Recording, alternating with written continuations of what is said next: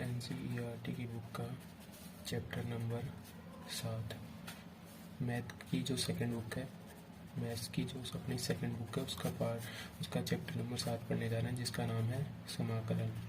क्या नाम है? समाकलन। समाकलन नाम है और इसको समाकलन को इंग्लिश में बोलते हैं इंटीग्रेशन। क्या बोलते हैं? इंटीग्रेशन। या इसका दूसरा नाम क्या है? Anti derivative. इसका दूसरा नाम क्या है? Anti derivative. चैप्टर नंबर 7 है, जिसको हिंदी में क्या बोलते हैं? समाकलन। इंग्लिश में क्या बोला जाता है? इंटीग्रेशन। और इसका दूसरा नाम क्या है? Anti derivative. अब देखिए, सबसे पहले जो इसकी डेफिनेशन होती है, डेफिनेशन क्या होती है? Integration is the reverse process of differentiation. इसको क्या बोलते हैं? ये क्या होती है? Integration. Integration is the reverse process of differentiation.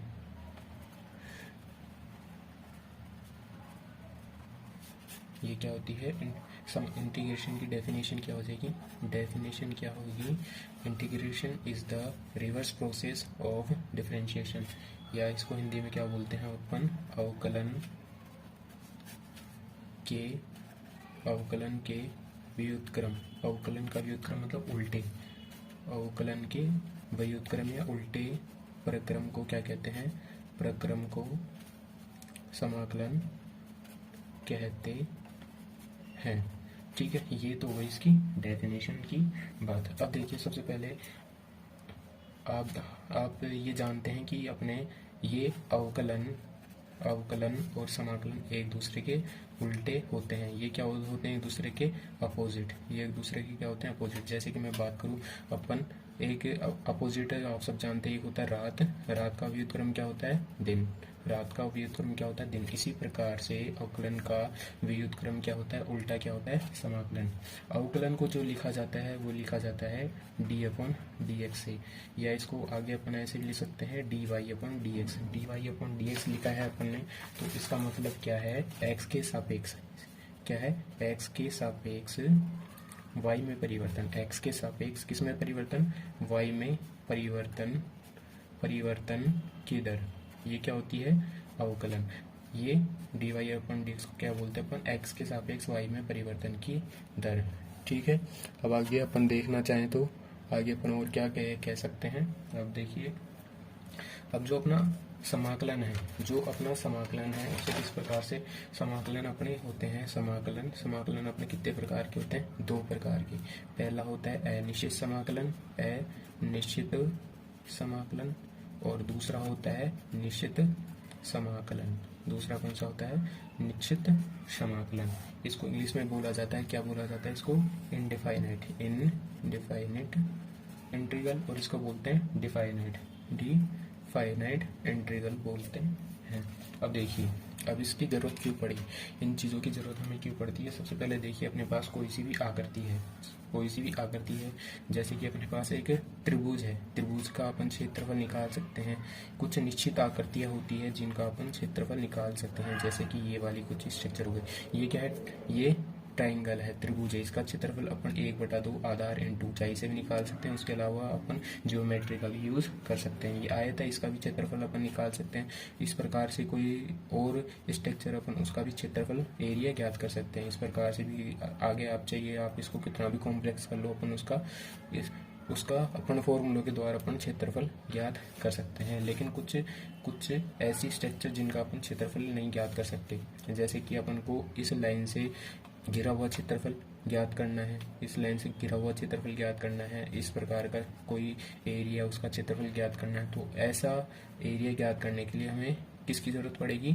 समाकलन की। समाकलन में कौन से समाकलन की? निश्चित समाकलन की। अब देखिए, जैसे इस लाइन से गिरा हुआ क्षेत्रफल ज्ञात करना है, तो ये क्या होगा? यहाँ से यहाँ तक अपन ज्ञात करेंगे। यहाँ पे क्या हो जाएगा? x = a, x = b। कोई फंक्शन अपने पास y = f(x), अपन इसका क्षेत्रफल ज्ञात कर सकते हैं। इसका भी क्षेत्रफल अपन इसी प्रकार से ज्ञात कर लेंगे। अब देखिए, अब सबसे पहले अपन अब देखते हैं जो अपने समाकलन होता है, समाकलन को लिखने का जो सिंबल होता है, सिंबल क्या होता है, समाकलन को हम लिखते हैं इस सिंबल के द्वारा। किस प्रकार समाकलन को किस प्रकार से लिखा जाता है, समाकलन को लिखते हैं अपन किस प्रकार से, integration F x D x. ये वाला जो चिन्ह है, ये वाला क्या कहलाता है, समाकलन का चिन्ह कहलाता है। ठीक है, ये वाला क्या है, इसको बोलते हैं फंक्शन, इसको क्या बोला जाता है, फलन, इसको बोलते हैं फंक्शन, हिंदी में बोलते हैं फलन। इसके अलावा इस फलन को और क्या बोलते हैं अपन, इंटीग्रैंड, इंटीग्रैंड बोलते हैं, और इसको क्या बोलते हैं, समाकल्य भी बोलते हैं। इसको क्या बोला जाता है, समाकल्य। और ये इससे, और इस कंप्लीट को क्या बोलते हैं, एफ एक्स का किसी फलन कोई सा भी हो सकता है, एफ एक्स भी हो सकता है, जी एक्स भी हो सकता है, यहाँ पे फलन कोई सा भी हो सकता है, किसी भी फंक्शन। ये अपन यहाँ बात कर रहे हैं एफ एक्स की, तो यहाँ इसके लिए क्या हो जाएगा, एफ एक्स का समाकलन। इसको क्या बोलेंगे, एफ एक्स का समाकलन, या इसको अपन बोलते हैं इंटीग्रल ऑफ एफ एक्स भी बोलते हैं। और जो इससे अपने पास रिजल्ट आएगा, जो क्या आएगा अपने पास रिजल्ट आएगा, जो इसका रिजल्ट आएगा वो क्या कहलाएगा, समाकलन, वो क्या कहलाएगा, समाकलन। अब देखिए समाकलन कहलाएगा। अब आगे देखते हैं अपन। अब निश्चित समाकलन का उपयोग अपन कहाँ करते हैं, निश्चित समाकलन अपना होता है, क्या होता है, निश्चित समाकलन।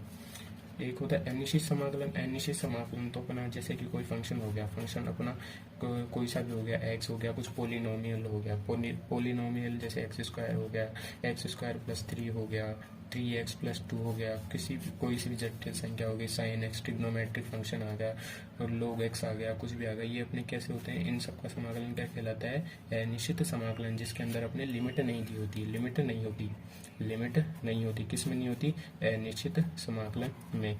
अब देखते हैं अपन निश्चित समाकलन होता है। निश्चित समाकलन में क्या होता है, उसका लिमिट होती है, वो जो अपनी क्या करती जाती है, लिमिट लगा दी जाती है। निश्चित समाकलन में हमें लिमिट दे दी जाती है, जैसे कि ये कोई कर्व है, कौन सा है, y बराबर कोई एफ एक्स कर्व है। ठीक है, अब इसके लिए अपने को दे रखा है कि भैया हमें x इक्वल्स टू a से लेकर x इक्वल्स टू b तक का एरिया फाइंड आउट करना है। ये अपना x एक्सिस, ये वाला कौन सा हो गया, y एक्सिस। तो अपन को कौन सा एरिया निकालना है, ये वाला। इस प्रकार के जो समाकलन होंगे, वो कौन से होंगे, निश्चित समाकलन। ये कौन से होंगे, निश्चित समाकलन। अब देखिए निश्चित समाकलन को लिखने का तरीका होता है, x इक्वल्स टू a, जो अपनी लिमिट है वो, ये क्या होती है, लोअर लिमिट, और ये क्या होती है, अपर लिमिट। इसको बोलते हैं x इक्वल्स टू a से लेकर x इक्वल्स टू b तक, ये तो हो गई अपनी लिमिट। और फंक्शन कौन सा आ गया, एफ एक्स डी एक्स। ये होता है किसी निश्चित समाकलन को लिखने का तरीका। अब देखते हैं अपने समाकलन का, जैसे कि अवकलन सब जानते हैं, अवकलन आपने करना सीख लिया होगा, अवकलन आपने पढ़ लिया होगा। अगर अवकलन पढ़ लिया है तो सबसे पहले आप देखिए क्या होता है अवकलन। अवकलन क्या होता है, किसी भी अपन कोई फंक्शन ले लेते हैं, जैसे कि डी अपॉन डी एक्स क्या है, कोई ये क्या है अपना ऑपरेटर है किसका, अवकलन का, संकारक ऑपरेटर। ठीक है, डी अपॉन डी एक्स ये क्या होता है, अवकलन का ऑपरेटर। और ये कोई स्मॉल एफ एक्स क्या है, कोई फलन। इस स्मॉल एफ एक्स का अवकलन करने के बाद में हमारे पास रिजल्ट आ रहा है कैपिटल एफ एक्स। अब हमारे को समाकलन की जरूरत क्यों पड़ी, जैसे कि हमने किसी फंक्शन का क्या किया, अवकलन करने के बाद जो अपने पास रिजल्ट आया, हम चाहते हैं कि अब हम एक ऐसी विधि बनाएं जिससे कि हम इस अवकलन के रिजल्ट से वापस से हम ये वाला स्टार्टिंग की चीज़, ये वाला फंक्शन स्मॉल एफ एक्स ज्ञात कर सकें। तो इसके लिए हमने किस चीज़ का निर्माण किया, समाकलन का, इसका या व्युत्क्रम बोल सकते हैं अपन। तो ये समाकलन capital F x D x.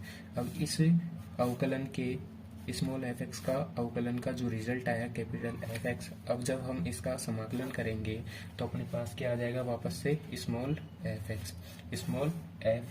अब देखिए, अब इससे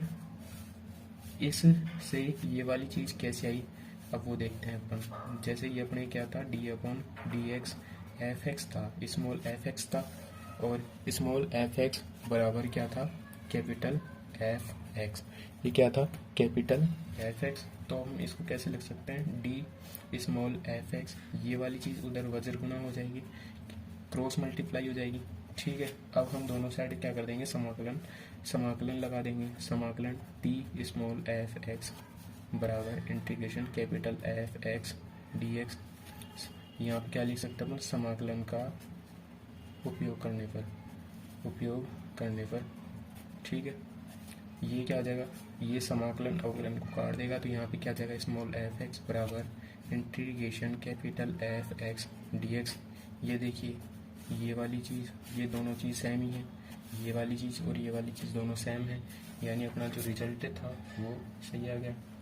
अब देखते हैं अपन, आप सब लोग अगर जानते हो किसके बारे में, अवकलन के बारे में, तो आप एक चीज़ बताओ, जैसे कि समाकलन अवकलन D upon d x x square क्या होता है, एक्स स्क्वायर का अवकलन क्या होगा अपने पास 2x, ठीक है। और हमने जैसा कि अभी देखा, क्या अवकलन का उल्टा क्या होता है, अवकलन का व्युत्क्रम क्या होता है, अवकलन का व्युत्क्रम क्या होता है, समाकलन। अवकलन का व्युत्क्रम क्या होता है, समाकलन। तो अब जब हम इसे 2x का क्या करेंगे, समाकलन, तो हमारे पास ये वाली चीज़ आ जानी चाहिए। तो यहाँ से क्या आ जाएगा 2, यह आ जाएगा एक्स स्क्वायर बाई 2, यानी अपने पास एक्स स्क्वायर आ गया, यानी जो हमने चीज़ की है वो बिल्कुल सही है। अब एक बार कई स्टूडेंट्स के दिमाग में ये वाली चीज़ भी चल रही होगी कि सर आगे अगर हम करें एक्स स्क्वायर प्लस 1 का अवकलन करते हैं तो अपने पास 2x आएगा। क्या आएगा, एक्स स्क्वायर प्लस 1 का हम जब अवकलन करेंगे तो अपने पास 2x आएगा। लेकिन अब जब हम वापस से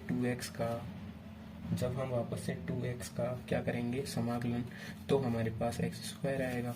ये प्लस 1 तो आया ही नहीं, इस वजह से हम इसमें क्या करते हैं, 2x जो अपना समाकलन है उसका जो रिजल्ट है उसमें अपन एक चीज़ जोड़ देते हैं, इसको क्या बोलते हैं, c। ये क्या होता है, कांस्टेंट। ये कांस्टेंट हम लिख देते हैं। कांस्टेंट को क्या बोलते हैं, कांस्टेंट क्या होता है, ये अचर, ये अचर राशि लिख देते हैं। क्या लिख देते हैं, अचर कांस्टेंट। अब देखिए ये अचर हमने लिख दिया। अब देखिए एक बार आप, जैसे कि हम इसको ऐसे भी कर सकते हैं, जो अपना जो ये वाली इक्वेशन थी, कौन सी वाली, ये वाली, ये जो अपन ने लिखा था कंप्लीट, ये वाली जो चीज़ लिखी थी अपन, इसको किस प्रकार लिख सकते हैं, इसमें कोई फ़र्क नहीं पड़ेगा। जब अपन इसको ऐसे लिख देंगे, d upon d x f x plus c लगा दिया अपन ने, क्योंकि हम जानते हैं कि अचर राशि का, किसका, अचर का डेरिवेटिव, अचर का अवकलन क्या होगा, 0 आ जाएगा। अचर का अवकलन क्या आएगा, 0, तो इसका रिजल्ट क्या आ जाएगा, कैपिटल एफ एक्स। ठीक है, ये क्या आ जाएगा, कैपिटल एफ एक्स। जब हम वापस से इस कैपिटल एफ एक्स का अवकलन, इस कैपिटल एफ एक्स का हम समाकलन करेंगे तो हमारे पास रिजल्ट क्या आ जाएगा, स्मॉल एफ एक्स प्लस सी। अब जैसे कि जो अपन ने अपना एग्जाम्पल था ये वाला, कौन सा, ये वाला जो अपना एग्जाम्पल था, वापस से इसके लिए देखते हैं अपन। जैसे कि हमने क्या किया, D upon d x square plus 1 ले लिया। अपन एक्स स्क्वायर प्लस 1 की जगह एक्स स्क्वायर प्लस 2 3 कुछ भी ले सकते हैं, ठीक है, सो ऑन कुछ भी ले सकते हैं इसकी जगह। अब देखिए इसका क्या आ जाएगा, रिजल्ट अपने पास 2x आएगा। जब हम वापस से इस 2x का क्या करेंगे, समाकलन, तो हमारे पास रिजल्ट क्या आ जाएगा, एक्स स्क्वायर प्लस सी आ जाएगा। अब ये जो c होता है वो रियल नंबर कोई सा भी हो सकता है, रियल नंबर में से कुछ भी हो सकता है, इसका मतलब है इस c की जगह क्या हो सकता है, यानी एक्स स्क्वायर प्लस 1। ये देखिए अपने पास वापस से स्टार्टिंग वाली वैल्यू आ गई। अब देखिए जैसे कि अपन ने क्या किया, D upon d x square plus 2 का किया, तो यहाँ पे क्या आ जाएगा अपने पास 2x, क्या आ जाएगा इसका अवकलन। ठीक है, जब हम पहले कर रहे थे, अब इसका जो अवकलन का रिजल्ट है उसका वापस हम समाकलन करेंगे तो एक्स स्क्वायर आएगा, लेकिन अपने पास आना ये चाहिए था, इस वजह से हम यहाँ पे एक सी लगा देते हैं। सी क्या होता है, अचर या कांस्टेंट। ठीक है, इस सी क्या हो सकता है, कुछ भी रियल नंबर में से हो सकता है।